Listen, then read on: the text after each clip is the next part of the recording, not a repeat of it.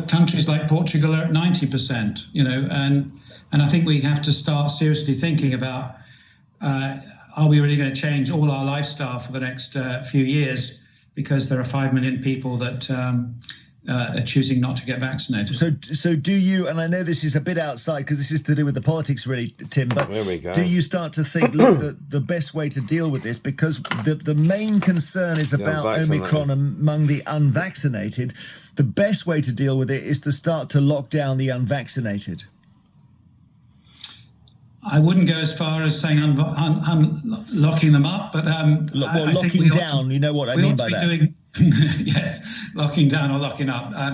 But I think we ought to be doing much more to address that problem, because there are particular areas, zones where only like 55% of people are vaccinated, generally deprived areas in big cities, and we're still not dealing with that. We're just like sort of forgotten about that, and I think it's going to come back to haunt us if we aren't tougher on this to try and encourage these people as much as possible. I don't think we're doing nearly enough compared to other countries. Well, we're seeing it in Austria, in Greece and in Germany, where they are starting to say, look, we're going to start punishing people if they're out and about and they haven't had the vaccine.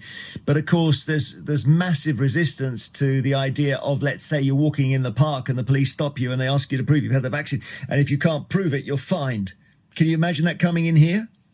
No, I can't. I think that's not going to happen here. But we haven't even got to the stage where, people going to the cinema or theatre or a crowded nightclub have to show any proof of vaccination. And that's virtually every country in Europe has got that except us. So I think, there's lots of more we could do without resorting to strong arm tactics to just persuade people that if they want to get back to a normal life quickly, the easiest way is to join the majority of people, community spirited, and get the vaccine and the boosters. Are we now worried? There was a warning from Sarah Gilbert, who was the absolute pioneer of the vaccine, that we may find that there is another pandemic and it's worse. It's much worse. Is it possible that the next variant is worse and that it is hosted by the unvaccinated population? Is that what you are thinking about? Well, there's always some worst case scenario that people can conjure up. And I think she was mainly talking about future pandemics. So different virus, in other words. Different strains of different viruses, whether they're man-made or natural. And we have to be ready for that, and we weren't really ready for this one.